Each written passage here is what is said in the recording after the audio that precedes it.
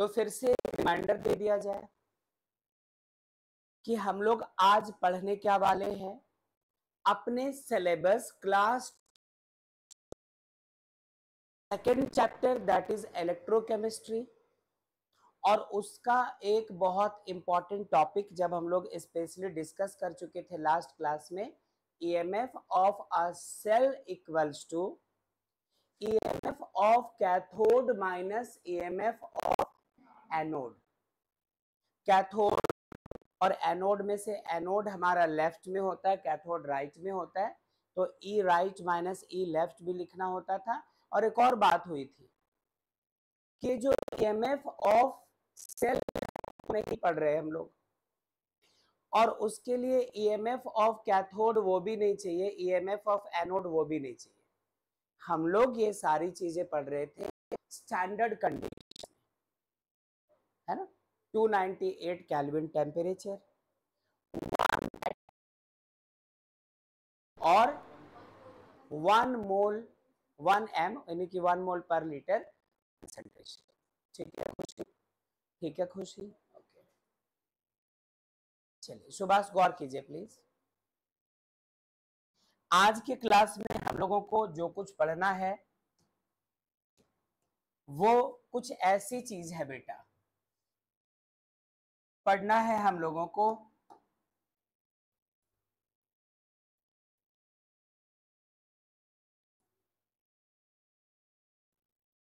spontaneity of a reaction। Class 11 chapter thermodynamics, और उसमें topic था spontaneous and non spontaneous processes, reversible irreversible के बाद नॉचिल, है ना, उसके बाद ही था ये। और उसमें पहचानने के कई तरीके थे, एंट्रोपी वगैरह के बेसिस पे थे, लेकिन सबसे जो बढ़िया तरीका था वो था गिव्स फ्री एनर्जी चेंज। तो यदि क्लास 11 में हम लोगों ने उसको पढ़ा है तो वेल एंड फाइन, नहीं पढ़ा है तो एक दूसरा रास्ता निकाल कर हम लोग उसे देखने समझने की करेंगे कोशिश। स्पॉन्टेनिटी ऑफ रिएक्शन का मतलब था कि कोई ऐसा रिएक्शन जिसको आप बस जरा सा स्टार्ट दे दो और वो रिएक्शन होती रहे। जैनब, इसको आप जरा सा स्टार्ट दे दो और रिएक्शन होती रहे। अदरवाइज उससे भी बढ़िया रिएक्शन, आपके स्टार्ट का वो वेट ही नहीं, वो खुद ब खुद होता रहे।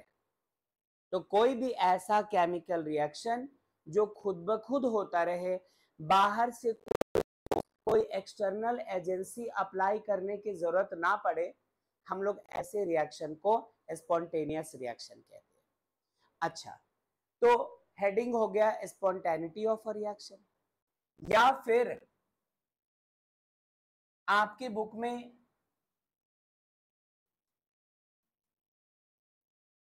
फिजिबिलिटी ऑफ अ रिएक्शन लिखा रहेगा। कोई रिएक्शन फिजिबल है या रिएक्शन फिजिबल नहीं,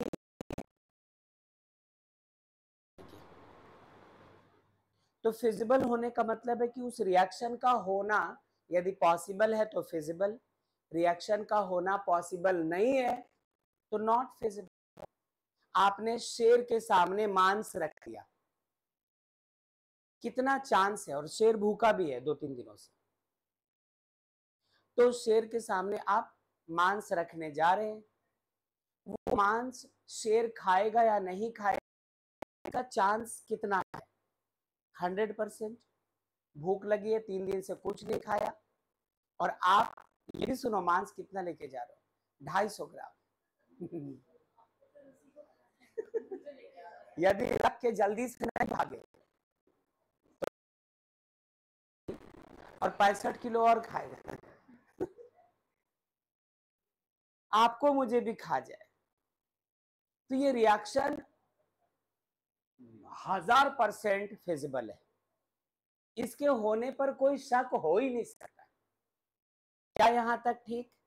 अच्छा, और उसी शेर के सामने आप घास लाके रख दें, इस बार भी भागना पड़ेगा, पिछली बार तो 250 ग्राम एक्स्ट्रा मिल रहा था उसको, इस बार एक्स्ट्रा नहीं है, जो भी उम्मीद है तुम ही से है। यदि कलाई पकड़ ली है ना, कलैया मरोड़े ना छोड़े, उसके बाद फिर आओ नहीं ये समझो बात, प्रॉब्लम पूरी तरह से खड़ी रहेगी। तो ये जो चीज है बेटा आपको ध्यान रखना पड़ेगा, रिएक्शन है पॉसिबल, वो हो सकता है, वो होगा ही होगा, तो हम लोग कहते हैं उस रिएक्शन की वो फिजिबल है। चलिए दो छोटे छोटे और, ये थोड़ा सा वो आपने शेर और मांस की बात कर ली, चाय और बिस्किट की भी बात करें। क्या आपने गर्मा गर्म चाय लिया है और एक बिस्किट डिप किया है समय रहते यदि आप उसे ना निकालो तो आधा बिस्किट तुम चाय को दान कर रहे हो आधा ही निकलेगा। वैसे में कई बार आप वो जो बच जाता है बिस्किट उसको साइड में प्लेट में रख करके जो उसमें गया है एक कोशिश मारते हैं कि वो निकल जाए ठीक है, तो बिस्किट का चाय में घुल जाना वो भी तो फिजिबल हो गया एक तरह से। ठीक है, ठीक। अब मैं कुछ और बात कर रहा हूं बेटा, ध्यान से और गौर से देखिएगा, बहुत ज्यादा गौर से देखना। कोई कॉल कर रहा है और इनसे बात अभी नहीं कर पाऊंगा। हाँ चलो ध्यान से देखना। आप ऐसा सपोज करें, मैं भी इन पर बात करूंगा कि रिएक्शन की स्पॉन्टेनिटी है ना, वो खुद ब खुद होती चली जाए, वो रिएक्शन हो सके, वो रिएक्शन फिजिबल है, इस बात का पता कैसे लगाएंगे? तो मुझे आपसे कहना होगा कि इसके लिए हमें यूज करना पड़ता है कॉन्सेप्ट कौन सा, गिब्स फ्री एनर्जी चेंज का कॉन्सेप्ट। बहुत आसान है, शुरू के हाफ एन आवर मुझे जो बताना है सो बताना है। जब सारी बात हो जाएगी और हम लोग न्यूमेरिकल प्रॉब्लम्स की तरफ जाएंगे तो आपको यूं लगेगा जैसे पिछले क्लास में पिछले लेक्चर में जो सीखा था वह रिपीट हो रही है, छोटा सा टर्म 2 लाइनों का एक्स्ट्रा है, बाकी सब पुराना। तो सीखना क्या है, ये थ्योरेटिकल हिस्सा है ना, आपके बुक में भी मिलेगा, यहां से सीख कर जाओगे तो फिर बुक ओपन करके उसमें भी देख लेंगे बाकी चीजें। ठीक है, तो कौन सा वो फैक्टर है जो हमें ये बताएगा, ये पहचानना सिखाएगा कि कोई रिएक्शन फिजिबल है या नहीं, यानी कोई रिएक्शन पॉसिबल है या नहीं, है ना। इसको पहचानने के 2-3 तरीकों में से एक बहुत अच्छा तरीका कि आप इस रिएक्शन का गिब्स फ्री एनर्जी चेंज पता करो। क्लास 11 की केमिस्ट्री में हम तुम यूं दिखाते थे डेल्टा जी से। अच्छा, जिन्होंने पढ़ा है वो दिमाग पे जोर डाल के जरा रिमाइंड करना, नहीं पढ़ा छूट गया तो जो कुछ हो रहा बस इसको फोकस करना, कोशिश करना कि इसको अल्टरनेटिव तरीके से किसी तरह से रिजर्व करके रख ले फ्यूचर रेफरेंस के लिए। आगे सुनो, उसी वक्त ये पढ़ा था कि कोई रिएक्शन स्पॉन्टेनियस है या फिजिबल है, इसकी पहचान होती थी क्या जी, आप कैलकुलेट करो और उसका आंसर डेल्टा जी का वैल्यू कैसा आ जाए, नेगेटिव। नेगेटिव बोले तो आप कह सकते हैं कि delta G is less than 0। जितने बच्चे ऑनलाइन हैं प्लीज मेक सम नॉइज की बात आप तक पहुंच रही है। यस सर, यस सर, बहुत अच्छा, यस सर, वेरी गुड। वापस चलिए, यस सर। ओके चलो फिर से, क्या पहचान है, कोई रिएक्शन हो जाए इस बात की क्या पहचान है कि आप उसका गिब्स फ्री एनर्जी चेंज निकालो, आप उसका डेल्टा जी निकालो, डेल्टा जी माइनस में आना चाहिए या आप कह दो डेल्टा जी का वैल्यू लेस देन 0 आना चाहिए। क्या यहां तक बात समझ गए? यदि 11 नहीं पढ़ा तो यहां तक की बात रट चुके हम लोग। ठीक, अब बात आती है कि डेल्टा जी होता क्या है। उस वक्त भी देखा था, उस वक्त हम लोग क्या करते थे, एक पिस्टन लिया करते थे, सॉरी एक कंटेनर लेते थे, खाली पिस्टन लेके क्या हवा में, हाँ एक कंटेनर लिया करते थे जिसमें एक मूवेबल पिस्टन हुआ करता था। कंटेनर के अंदर 1 मोल ऑफ आइडियल गैस लेते थे और work done by the system, work done on the system study करते थे। कई बार वो अपनी इंटरनल एनर्जी को खर्च करके खुद ब खुद एक्सपैंड होता था। कई बार पिस्टन को हम लोग नीचे प्रेस करते थे, तो work done on the system और अंदर भरा हुआ गैस अपनी एनर्जी को खर्च करके पिस्टन को ऊपर उठाया करता था, work done by the system. और कॉन्सेप्ट भी पढ़ा था कि कब पॉजिटिव कब निगेटिव, ऐसा हम लोगों ने लिया था, कन्वेंशन था वो। अच्छा, तो गिब्स फ्री एनर्जी चेंज के बारे में मुझे बताना है, पहले यहां तक हुआ। अभी इसके साथ साथ एक और चीज लिखूंगा थोड़ी देर के बाद, इसका रिश्ता ईएमएफ ऑफ सेल से भी है। या तो गिब्स फ्री एनर्जी चेंज को आप निगेटिव ला के दिखा दो, बोल दो ये रिएक्शन होगा, या फिर ईएमएफ ऑफ सेल को पॉजिटिव ला के दिखा दो। ये दोनों पहचान होते हैं, दोनों की अपनी अहमियत होती है।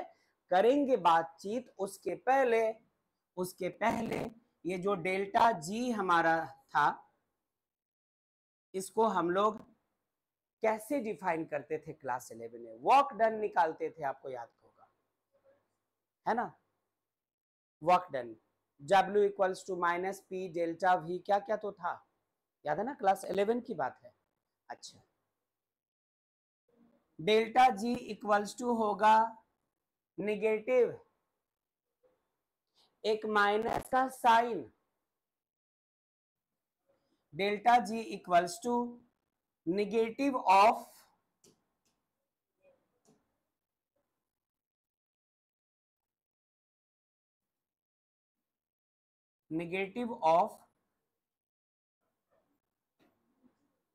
Useful work. लेकिन ये वर्क क्या होना चाहिए, बाय द यूजफुल वर्क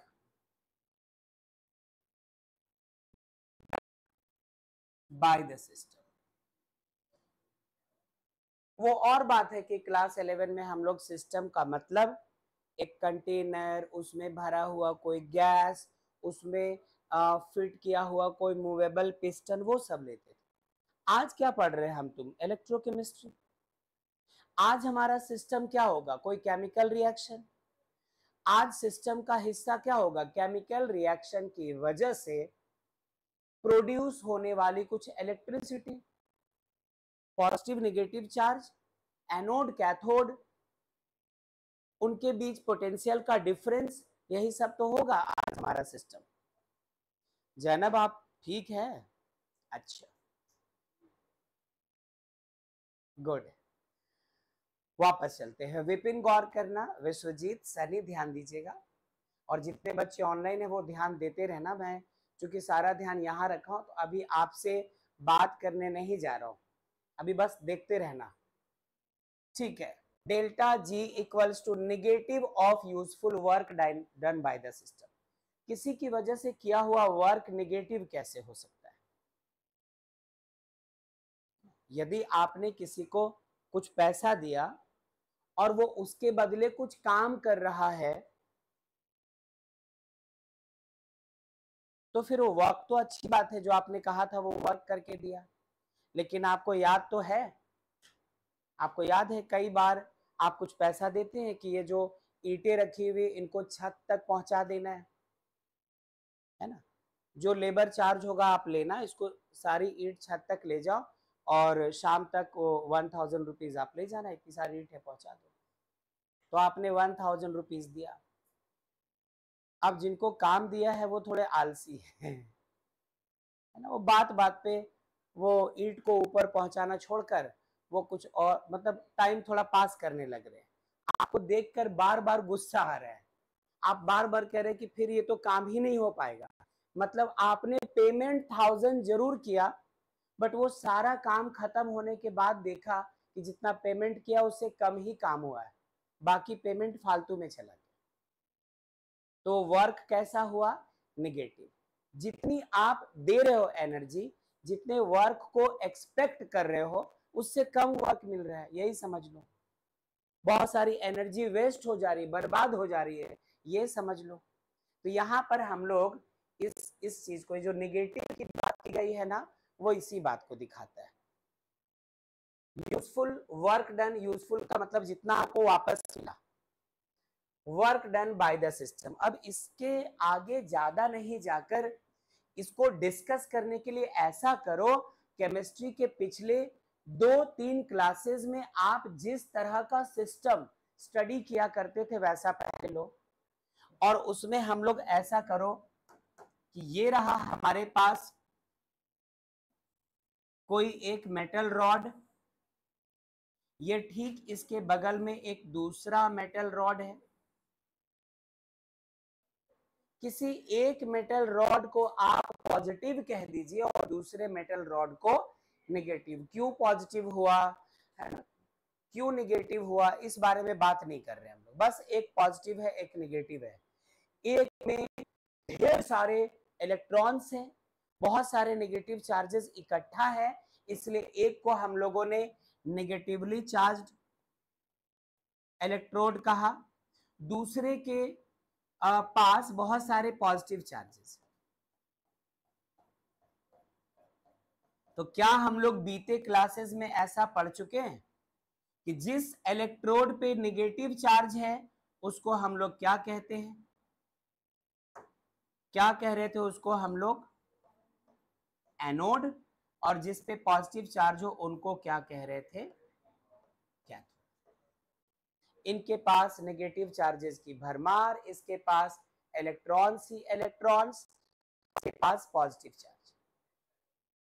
अब दोनों आस पास पड़े हुए हैं, जिसकी वजह से कुछ कनेक्शन करवाया, जिसकी वजह से यहां से कुछ इलेक्ट्रॉन्स जा रहे हैं, यहां से कुछ इलेक्ट्रॉन्स इसमें जा रहे हैं, यहां से कुछ इलेक्ट्रॉन्स इसमें ट्रांसफर हो रहे हैं, कुछ इलेक्ट्रॉन्स इसमें ट्रांसफर हो रहे हैं, कुछ इलेक्ट्रॉन्स इसमें ट्रांसफर हो रहे हैं। जब हम लोगों ने गौर से देखा तो ऐसा मान के चलते हैं हम लोग कि n मोल्स ऑफ इलेक्ट्रॉन्स का ट्रांसफर हुआ। कितने इलेक्ट्रॉन्स हैं जो एनोड से कैथोड के तरफ जा रहे हैं बच्चों, n मोल्स ऑफ इलेक्ट्रॉन्स का हुआ है ट्रांसफर। ऐतराज कोई? अच्छा, बहुत अच्छा। अब चूंकि यहां पर इस बात का जिक्र है, यूजफुल को भूल जाओ, नेगेटिव को छोड़ दो, बाय द सिस्टम पड़े रहने दो, सिर्फ वर्क डन पे फोकस करो तो जरा। जब हम लोग क्लास 11 की फिजिक्स को पढ़ रहे थे तो वर्क डन किसको कहा था, the end the displacement vector. किसी बॉडी पे जितने न्यूटन का फोर्स लगाया और उसकी वजह से बॉडी जितना डिस्प्लेस कर पाई, उन दोनों के डॉट प्रोडक्ट को हम लोग वर्क डन कहते थे। लेकिन अब भी जब आप फिजिक्स में इलेक्ट्रिक पोटेंशियल एंड कैपेसिटर्स पढ़ रहे होंगे, इलेक्ट्रिक पोटेंशियल और पोटेंशियल डिफरेंस की बात हो रही थी, फिजिक्स की बात कर रहा हूं मैं, तो उस वक्त वर्क डन कहीं और आ रहा था। कहां आ रहा था वो जरा सुनो। क्या ऐसा पड़ा था, VB minus VA equals to WAB upon charge Q no? Physics, chemistry नहीं है, ये फिजिक्स में पढ़ रहे थे हम लोग। और को कहा था potential difference between point A and point B. Charge ही तो कैरी करवा रहे हो, पहले ये कहीं पे था, बाद में कहीं पे पहुंचाया। सपोज यही जो पोजीशन है, इसको आपने ए कहा, इसको आपने बी कहा, पोटेंशियल क्या होगा, VB। इस पोटेंशियल को क्या कहोगे, V। थैंक गॉड कि फिजिक्स में हम लोग यहाँ पहुंचे हुए। यदि फिजिक्स में यहां पहुंचने से पहले केमिस्ट्री में आप इस जगह आ जाते तो आपको रटना होता। तो इसलिए जो टीचर्स होते हैं ना, इनको बड़ा सोच समझकर टॉपिक्स को चुनना होता है कि उधर फिजिक्स से क्या लेकर चले, केमिस्ट्री से क्या लेकर चले, मैथ्स का कौन सा पोर्शन लेकर चले, ताकि इन सब के कॉम्बिनेशन से स्टूडेंट को, यदि वो फिजिक्स में कुछ सीखा है तो उसका यूज केमिस्ट्री में हो रहा है, उसका फायदा मिले। केमिस्ट्री में कुछ सीखा है, उसकी जरूरत फिजिक्स में पड़ रही है, तो उसको कनेक्ट कर पाए, मैथ्स के किसी चैप्टर को वहां इन्वॉल्व कर सके, ये सारी चीजें। फिलहाल VB माइनस WAB, क्योंकि चार्ज को आप A से उठाकर B तक ले जा रहे हो, work done to bring the charge from point A to point B upon Q, मतलब जितना चार्ज आप ले जाओ। क्या कोई ऐतराज? अच्छा, क्या VB माइनस VA को हम लोग डेल्टा V बोल दे बेटा? अरे पोटेंशियल डिफरेंस है, चेंज इन पोटेंशियल है, तो ऐसा माना कि पोटेंशियल एट B से जब पोटेंशियल एट A को सब्ट्रैक्ट किया तो डेल्टा V बचा, electric potential difference equals to work done upon charge.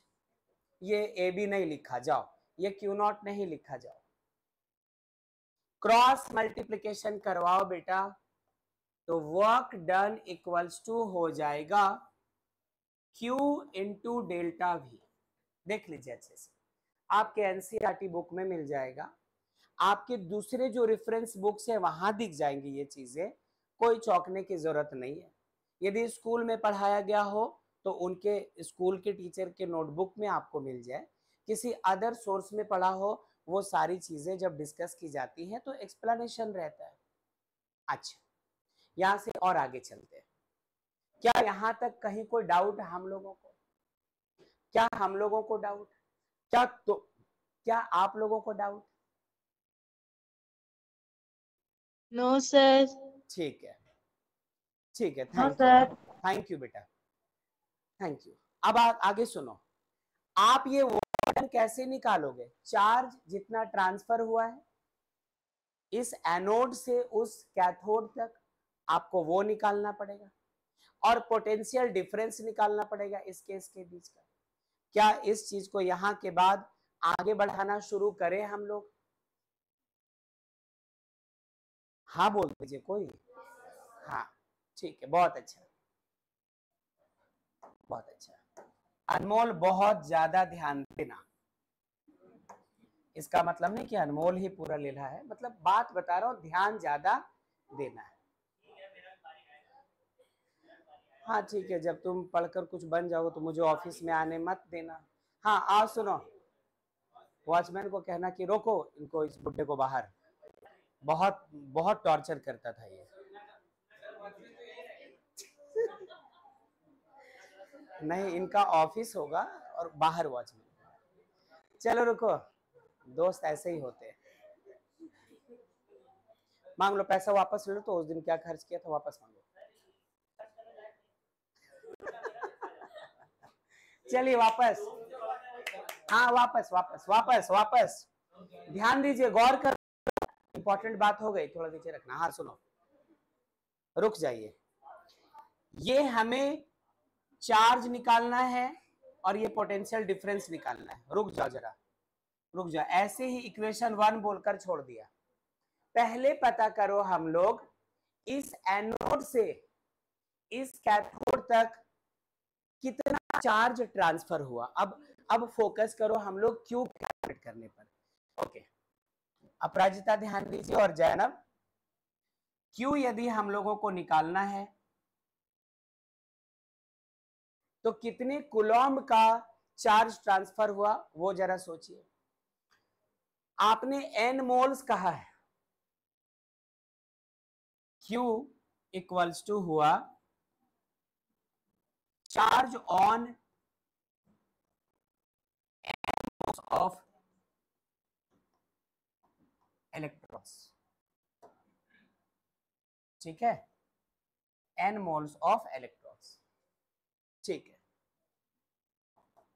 मतलब चार्ज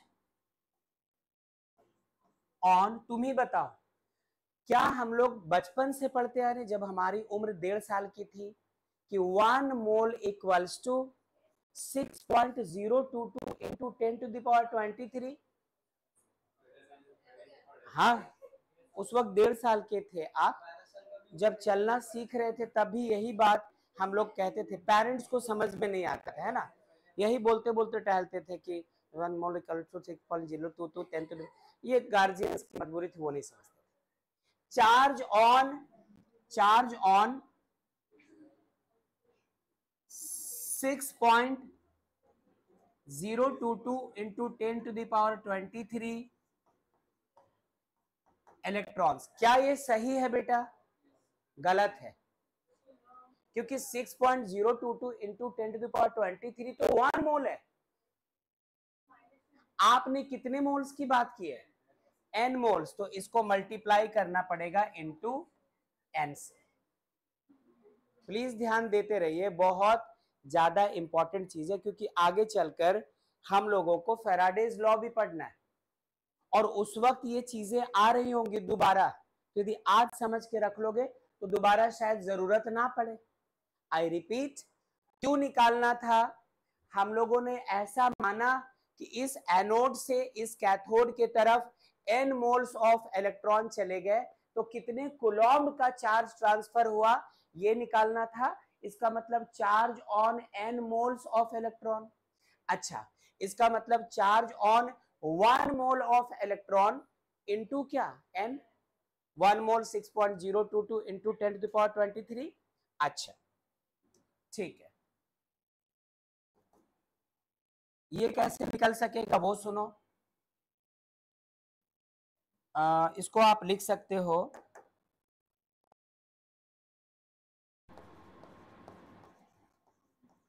चार्ज ऑन 1 इलेक्ट्रॉन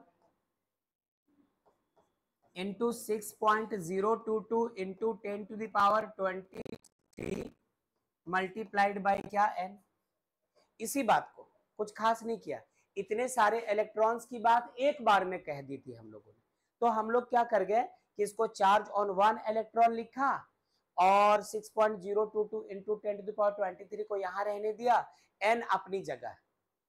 एक सिंगल इलेक्ट्रॉन पे चार्ज 1.6 इंटू 10⁻⁻19 कूलॉम। तो ऐसा करो, चार्ज ऑन 1 इलेक्ट्रॉन के जगह आप रख दो 1.6 इंटू 10⁻⁻19 कूलॉम मल्टीप्लाइड बाय, ये पहचान रहे होंगे, ये एवोगाड्रोस नंबर है 6.022 इंटू 10⁻23 और इंटू क्या हो गया हमारा?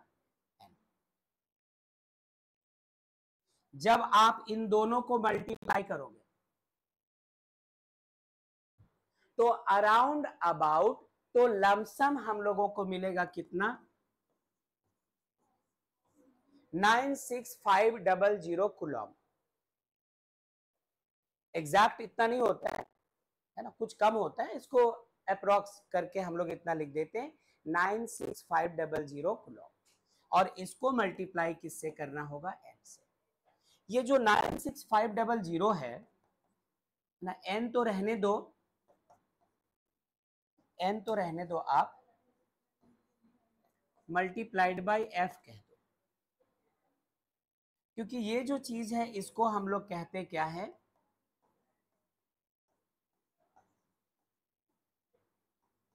Faraday's constant. ये फैराडेज कांस्टेंट होता है। माइकल फैराडे थे, उन्होंने बहुत सारी बातचीत बताई थी हम लोगों को इनसे रिलेटेड। उनके नाम को जिंदा रखने के लिए ये 1 coulomb of electron excuse me में जितना चार्ज होता है उसको F से दिखा दिया। F फैराडे का फर्स्ट लेटर हो सकता है, और इस फिक्स्ड नंबर को, इस फिक्स्ड चार्ज को फैराडेज कांस्टेंट बोल दिया। तो Q इक्वल्स टू आया है N इंटू F। आपको ध्यान इस बात का रखना है कि ये जो चार्ज था वो कितना आया है हमारा? N into F। ओके, और जो डेल्टा V है हमारे पास, डेल्टा V ये और कुछ नहीं, यही तो ईएमएफ ऑफ द सेल है। अरे पोटेंशियल डिफरेंस, वोल्टेज एनोड और कैथोड के बीच जो पोटेंशियल डिफरेंस है, हम उसको यहाँ पर ईएमएफ बोल सकते हैं सेल का, जो पिछले क्लास में सीखा था, सुना था। तो ये जो चीज है डेल्टा भी, इसके जगह हम लोग सेल रख सकते हैं, ईएमएफ ऑफ सेल रख सकते हैं। क्यू के जगह क्या रख सकते हैं हम लोग, क्यू के जगह क्या रख सकते हैं, एन इंटू एफ। अब जरा यहां आओ तो क्या इस बात को ऐसे बोल सकते हैं,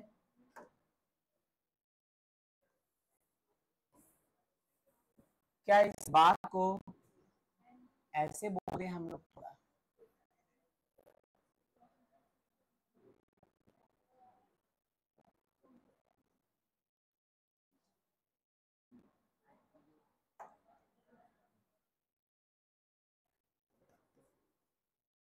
डेल्टा जी, चूंकि इन्होंने निगेटिव की बात की इसलिए साइन कौन सा दिया, माइनस का।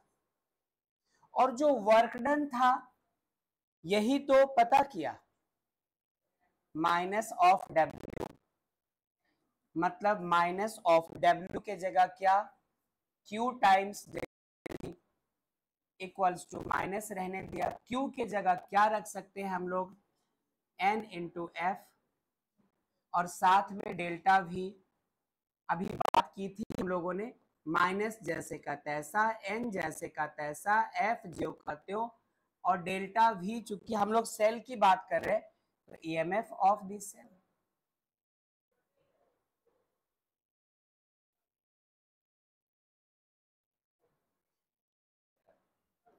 मतलब ये हुआ कि हम लोग जब डेल्टा जी पता कर रहे हैं तो उसे पता करने का फॉर्मूला, तरीका, मेथड, वो हमें मिला है minus of N F into EMF of cell.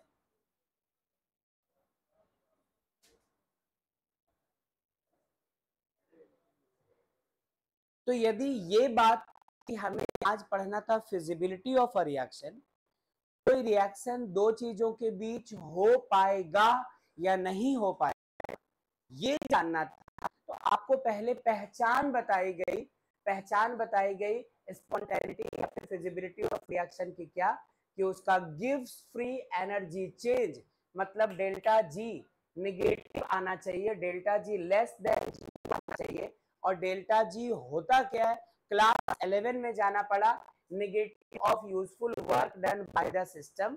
उसके बाद कहा कि इस निगेटिव को छोड़ दो, ये बाय द सिस्टम छोड़ो, आप वर्क डन में आ जाओ। तो जो फिजिक्स में पढ़ा है, फिजिक्स का क्यों यहाँ पर लगा, मैकेनिक्स में क्यों नहीं गए हम लोग, क्लास 11 फोर्स इनटू डिस्प्लेसमेंट की बात क्यों नहीं कर रहे थे हम लोग, क्योंकि अच्छे से ध्यान दो, जब हम लोग फिजिक्स में ये प्रूव कर रहे थे ना, तब भी वही बात थी, फोर्स डिस्प्लेसमेंट इंटीग्रेट करने के बाद आपको ऐसा रिजल्ट मिल रहा था। तो है तो वही चीज, लेकिन यहाँ पे चार्जेस के बारे में बात हो रही है, और चार्ज के बारे में आप क्लास 11 में बात नहीं करते थे, क्लास 12 के इलेक्ट्रोस्टैटिक्स चैप्टर में बात कर रहे थे, तो वो वाला रिजल्ट यहाँ पर यूज किया। वहां से पता किया W equals to Q delta, पता चला कि इसके रास्ते में एक क्यू चाहिए, डेल्टा भी चाहिए, तो डेल्टा भी के बारे में ज्यादा बात करने की जरूरत नहीं पड़ी, वो तो ईएमएफ ऑफ सेल होता है। वो के लिए हम लोगों ने क्या किया है, क्यू के लिए हम लोगों ने ये इतना सारा काम किया। पता चला Q equals to N into F, F Faraday constant जिसका वैल्यू अराउंड अबाउट 96500 कूलम, क्योंकि चार्ज है, फराडे कांस्टेंट क्या है, charge on 1 mole of electrons, ऐसी बात हो जाती है।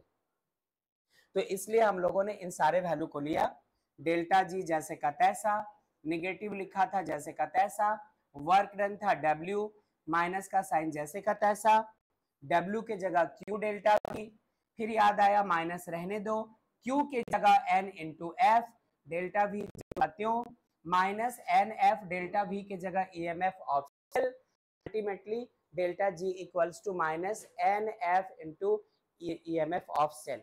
हमें ऐसा रिजल्ट मिला। अब यदि ये पता चल गया है तो हम लोग करेंगे क्या कि इसका इस्तेमाल क्वेश्चन के लिए करेंगे। आपको दो रिएक्शंस, एक रिएक्शन दे दिया जाएगा पूछेगा बताओ रिएक्शन पॉसिबल है कि नहीं है, तो वहां पे डेल्टा जी पता करेंगे। एक और चीज मुझे आपसे कहना है, एक और चीज बहुत इंपॉर्टेंट, जो बच्चे ऑनलाइन है एक बार आवाज दो, तगड़ी आवाज, जबरदस्त, शानदार, यस सर। जिंदाबाद। हाँ,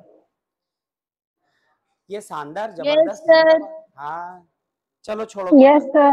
थैंक यू। चलो आगे ध्यान दो, आगे ध्यान दीजिए। डेल्टा जी का ये जो माइनस का साइन है ये रहना चाहिए, तभी रिएक्शन कैसा होगा, फिजिबल। इसके लिए ईएमएफ ऑफ सेल कैसा आना चाहिए, पॉजिटिव। बाय चांस आपने ईएमएफ ऑफ सेल निकाला और ये भी नेगेटिव आ गया, तो ये नेगेटिव और ये नेगेटिव क्या बन जाएगा, पॉजिटिव।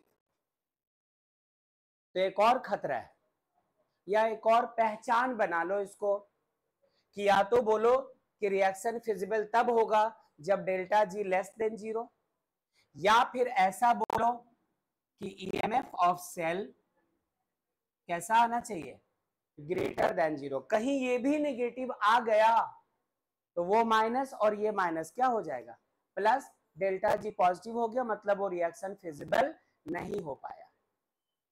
क्या यहां तक सब कुछ ठीक ठाक? अच्छा अच्छा, तो आप करो क्या कि इस चीज को एक बार अच्छे से देख समझ लो, क्योंकि इसके बाद मुझे आपको कुछ बताना नहीं, क्वेश्चंस करवाने, नोट करना चाहेंगे इसको आप, ठीक है। 70 मिनट नहीं है आपके पास, 70 सेकंड है, करो नोट, जल्दी से नोट कीजिए बच्चों इसको फटाफट। हाँ, क्या हुआ Sir, आपको? अच्छा ठीक है, थोड़ा वेट करिए। हाँ, कोई कुछ कहना चाह रहा था? sir, EMF E सेल तो स्टैंडर्ड होगा ना? हाँ बिल्कुल, अभी यहाँ तक आए हैं हम लोग स्टैंडर्ड ईएमएफ में ही आएंगे, क्योंकि तनु ऐसा है कि नॉन सिक्वेशन में जाएंगे तभी हमें वो किसी भी कंडीशन पे चाहिए, तो सिर्फ यहाँ नहीं, डेल्टा जी भी स्टैंडर्ड लगाएंगे हम लोग, ठीक है तनु? Yes, sir. ओके, तो हमारे काम की चीज एग्जैक्टली ये वाली हो गई, delta G not equals to minus of N F into standard EMF of cell. ये है हीरो हमारा, इसी पे बात होगी। विदाउट नॉट तो तब करेंगे जब नॉस्ट इक्वेशन पढ़ रहे होंगे हम लोग, लेकिन उसके पहले तक स्टैंडर्ड कंडीशंस में ही बात करनी है। चलो कर लो नोट फटाफट।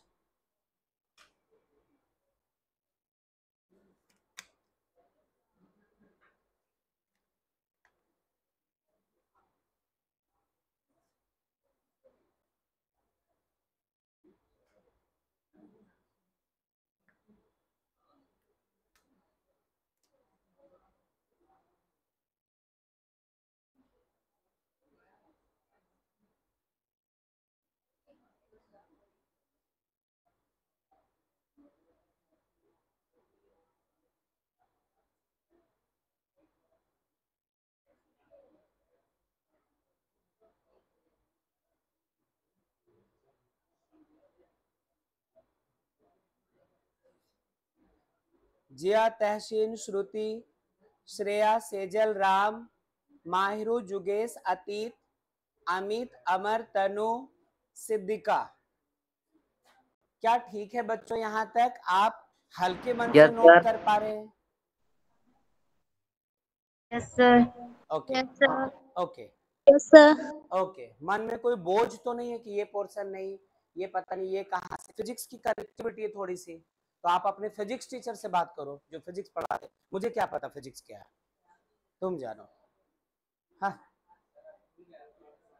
अच्छा, यू कम गोन, तुम आ गए, चलो जल्दी से नोट कीजिए।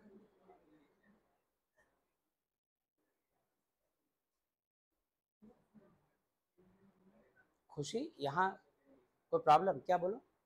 नहीं, अच्छा। अपराजिता आप समझ पाई बेटा? थोड़ा कम, लेकिन फिर भी लमसम, क्योंकि इसमें 11th की बहुत सारी चीज़ों का जिक्र था, वर्क डन वगैरह, तो उसकी वजह से थोड़ी मुश्किल होनी चाहिए। अभी न्यूमेरिकल प्रॉब्लम्स में हम लोग सुलझा लेंगे सारा कुछ। ओके अनु, कोई प्रॉब्लम? अच्छा,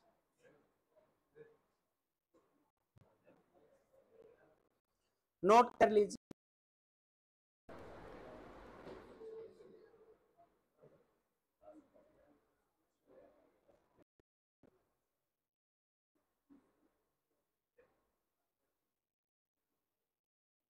सुजाता सुजाता तहरा के बुझाता। ठीक बा।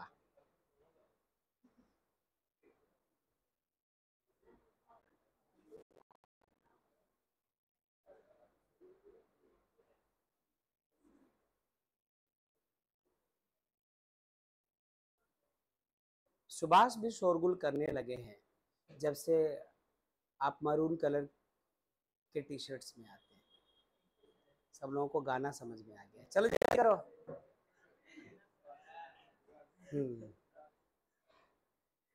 चलो,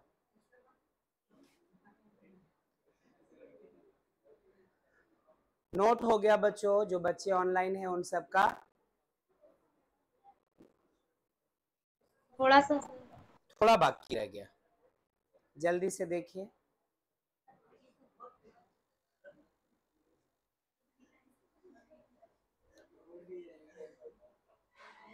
सिद्धिका, श्रुति, अमर, अमित और अतीत, आप लोग समझ पाए बच्चों? Yes sir. बढ़िया। Yes sir. Yes sir. सुंदर, अति सुंदर। और जुगेश, माहिरू, राम, सेजल, श्रेया, यस सर। चलिए यस बढ़िया, सर। गुड। जिया नोट कर चुकी आप पूरा?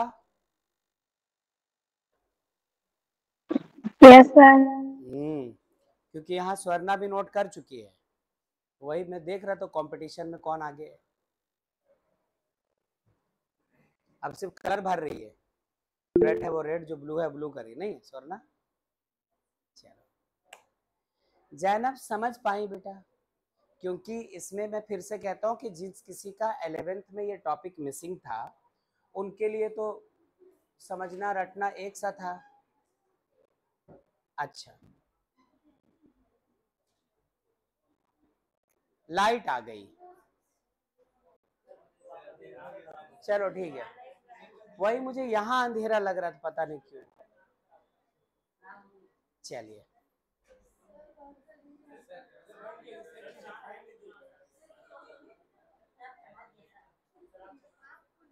ये निकल के जाएगा, जोर से लगेगा, जल्दी करो। हाँ, इसीलिए ना कस्टमर बढ़ा रहा हूँ मैं।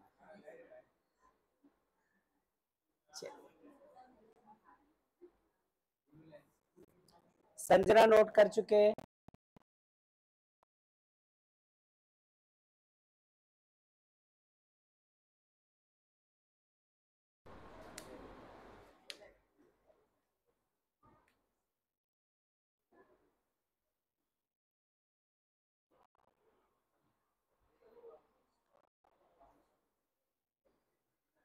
केमिस्ट्री का बायो के साथ बहुत ज्यादा रिलेशन है, तो जिस किसी का बायो है ना, वो अपनी केमिस्ट्री मजबूत रखिएगा बेटा, और खासकर ऑर्गेनिक। फिजिकल तो ठीक है, लेकिन ओवरऑल जो बायो वाले बच्चे हैं उनकी केमिस्ट्री स्ट्रांग होनी बहुत जरूरी है, तभी आप नीट की सोच सकते हैं, अदरवाइज मुश्किल रहेगी थोड़ी सी। मेरा तो बायो खुद गयो है, मैं तो बता ही नहीं सकता। नहीं पता? वहाँ देखो नौशीन कैरी नहीं रहता है, रहता है हाँ, कुछ क्वेश्चन उस तरह का रहता है सॉल्व करने का।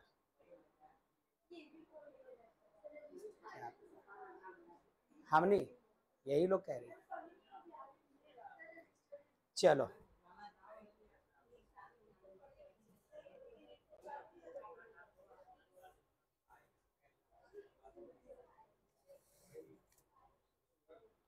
अब तो पक्का नोट हो गया होगा, लीजिए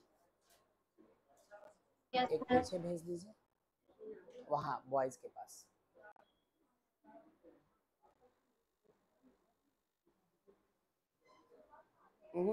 वो यहाँ रहेगा, वो वाला मॉर्निंग इवनिंग लिखा हुआ है। अच्छा अच्छा, कोई बात नहीं।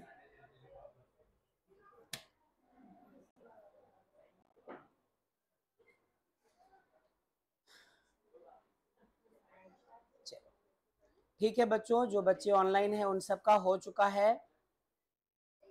Yes sir. चलो ठीक है।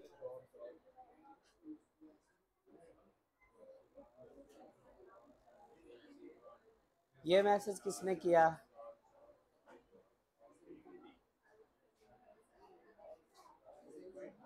ठीक है, चलिए एक क्वेश्चन लेते हैं आप।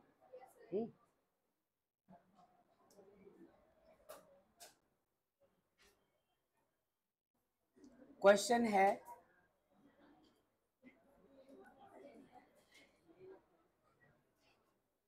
Find standard gives free energy change. Delta G not find करना है आपको सबसे पहले, एंड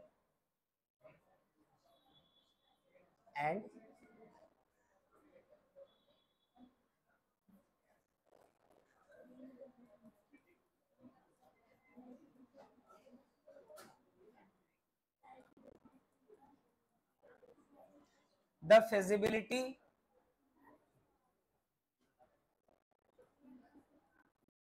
ऑफ द रिएक्शन। कोई भी एक ले लो आप, निकेल और लेड जो इलेक्ट्रोड्स थे आप उनका ले लीजिए, या आप चाहे तो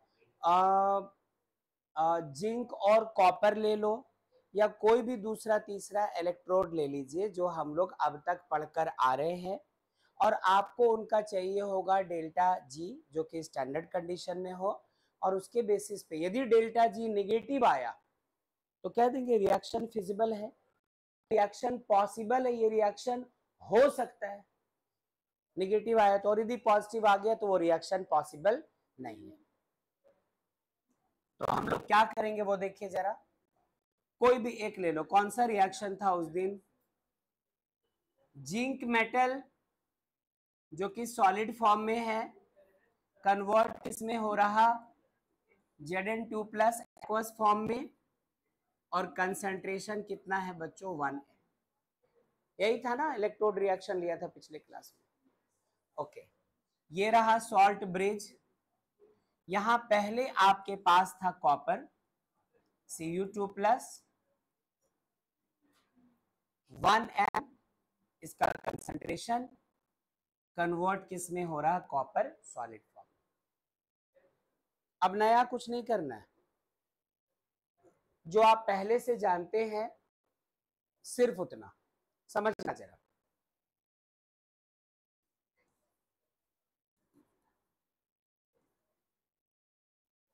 Given that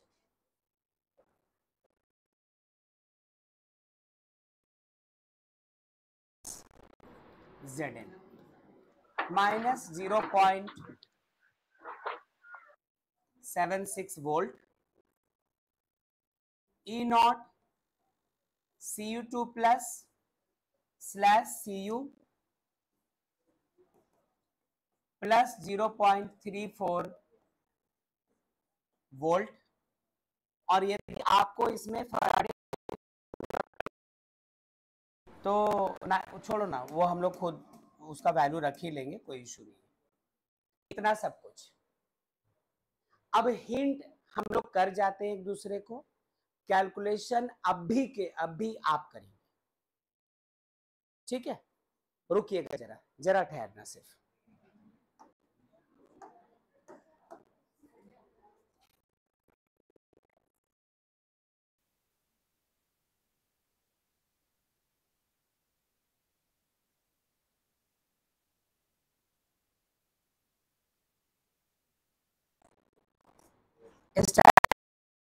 ध्यान से प्लीज, आपाधापी मत कीजिएगा, बस पहले समझो ये n क्या होता है? Number of electrons lost, number of electrons gained, या नंबर ऑफ इलेक्ट्रॉन्स ट्रांसफर्ड। तो सर आप माइक ऑफ हो गया है।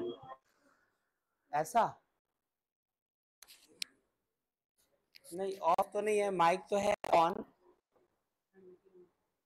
क्या बाकी बच्चों को भी आवाज नहीं जा रही है? सर आवाज नहीं आ रहा है। आवाज नहीं आ रही। वॉइस नहीं आ रही है। एक सेकेंड।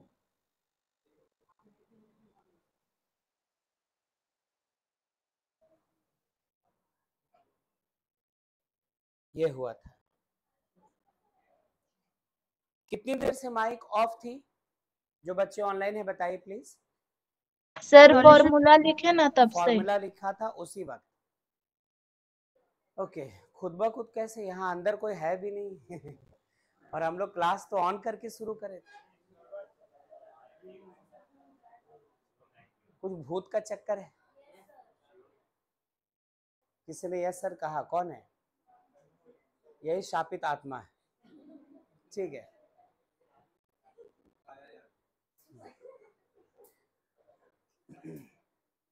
ठीक है, ध्यान दीजिए प्लीज। तो कहा आपको पहले डेल्टा जी नॉट चाहिए और फिजिबिलिटी ऑफ रिएक्शन चेक करनी है, और ये सेल रिएक्शन आपको दे रखा है, ये वैल्यू भी दे चुका, ये वैल्यू भी दे चुका। अब यदि ये चाहिए तो delta G not equals to minus N F into standard EMF of cell. तो अब आपको पहले ये एन पता करना पड़ेगा। चाहिए होगा पहले हमें एन होता क्या है? Number of electrons transferred, number of electrons transferred.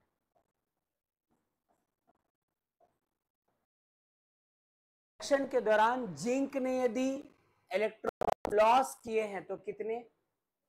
2। यदि कॉपर ने इलेक्ट्रॉन्स गेन किए हैं तो कितने? 2। तो चाहे नंबर ऑफ इलेक्ट्रॉन्स लॉस्ट या नंबर ऑफ इलेक्ट्रॉन्स गेन्ड, देखो रेडॉक्स के दौरान तो 2 ही है, वरना आपको इसका दोनों हाफ रिएक्शंस लिख करके ऐड करके तब देखना होगा कि अल्टीमेटली कितने इलेक्ट्रॉन्स दिख रहे हैं। यहाँ फिलहाल डायरेक्ट दिख रहा है, जब और क्वेश्चन देंगे तो देखेंगे। एफ क्या है हमारा? फैराडेज कांस्टेंट कितना?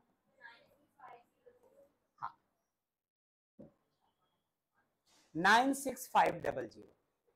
और ये जो ई नॉट सेल है बेटा, ये क्या होता था? E naught cathode minus E naught anode. यही तो पिछले क्लास में सीख रहे थे हम लोग। E naught cathode minus E naught anode. ये देखना कि इनमें से कैथोड कौन, एनोड कौन। पिछले क्लास में जो सीखा उसका फिर से यूज करो कि यहाँ पे जिंक हमारा कन्वर्ट हो रहा है Zn2 प्लस में, लॉस ऑफ इलेक्ट्रॉन हुआ है तो ऑक्सीडेशन, और ऑक्सीडेशन जहां होता है वो कौन होता है?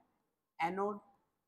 यहाँ पे इसने 2 इलेक्ट्रॉन्स लिए होंगे तब ये कॉपर में चेंज हो रहा, ये हो गया हमारा रिडक्शन, और रिडक्शन होता कहाँ पे है? कैथोड पे। अच्छा इतना है नहीं, दोनों का हमें क्या चाहिए? Reduction potential. दोनों ही केस में रिडक्शन पोटेंशियल की जरूरत है। तो रिडक्शन पोटेंशियल यहां देख लो दिया क्या है। पहले Zn प्लस प्लस, बाद में जिंक एटम मतलब गेन ऑफ इलेक्ट्रॉन रिडक्शन, पहले Cu प्लस प्लस और बाद में कॉपर एटम मतलब फिर से गेन ऑफ इलेक्ट्रॉन रिडक्शन। कहा था कि यदि ऑक्सीडेशन पोटेंशियल भी दिया हुआ हो तो आप उससे पहले रिडक्शन पोटेंशियल में चेंज कर लो, और उसके बारे में बात इसलिए हुई थी क्योंकि आईयूपैक सिस्टम ने ऑक्सीडेशन पोटेंशियल को डिस्कार्ड कर दिया और कहा कि चाहे थ्योरी पढ़ रहे हो आप या न्यूमेरिकल सॉल्व कर रहे हो, हमेशा रिडक्शन पोटेंशियल के वैल्यू रख के चलो। यहाँ पे भले जिंक से Zn प्लस प्लस बना है, लेकिन पोटेंशियल देते वक्त देखो Zn प्लस प्लस से जिंक, मतलब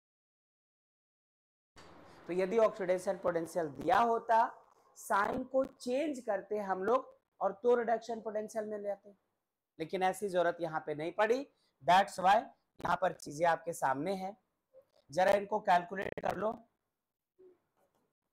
ई नॉट कैथोड, कैथोड पे कॉपर वाला इलेक्ट्रोड है और उसमें कहानी है 0.34 minus E naught anode, anode का जो वैल्यू है रिडक्शन पोटेंशियल का minus 0.76 volt, 0.34 minus minus plus 0.76 कितना आया था 1.10 ना, दिस मच वोल्ट।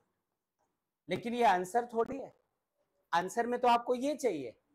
तो अब आप इसका आंसर कैसे लाओगे, आंसर कैसे लाओगे? सबसे पहले फिजिबल है कि नहीं यहां से भी पता चल गया। Delta G EMF of cell कैसा आया है, पॉजिटिव।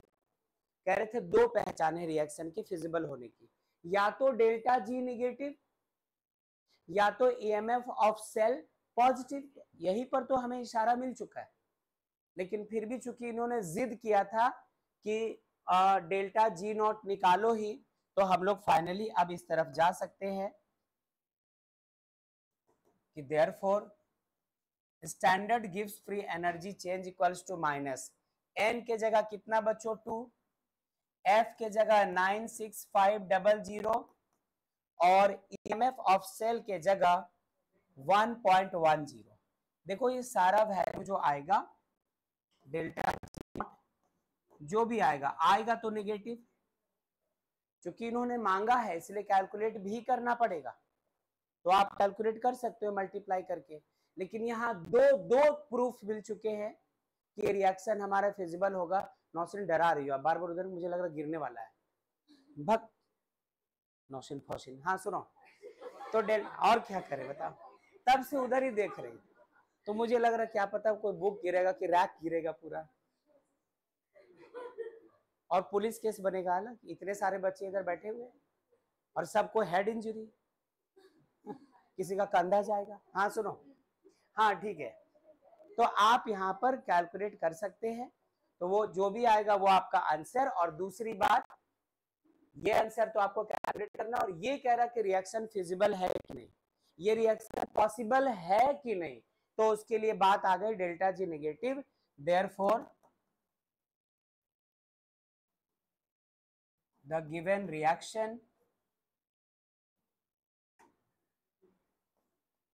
हद तेरी is feasible, इसलिए रिएक्शन कैसा हुआ ये फिजिबल। ठीक है, तो नोट कर सकते हैं इसको हम लोग, जल्दी से कर लीजिए, ये कैलकुलेट भी कर लो। मुझे लगा था सिर्फ हिंट देना था और मजाक मजाक में थोड़ा ज्यादा आगे आ गया, जरूरी भी था, पहला क्वेश्चन था, ये तो कर ही सकते हैं। ठीक है बच्चे, जो बच्चे ऑनलाइन है, यस सर। क्या पता कैलकुलेट, ओके हाँ तो ठीक है, क्या बात।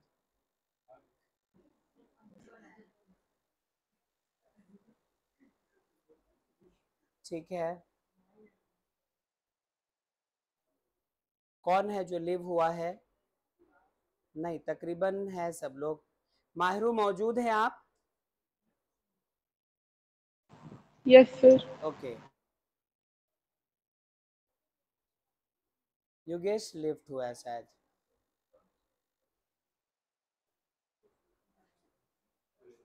ठीक है, जल्दी से देख लीजिए। यहाँ तक ये काम हो चुका, इसके बाद हम लोग और क्वेश्चंस लगाएंगे, लेकिन आज के क्लास में नहीं।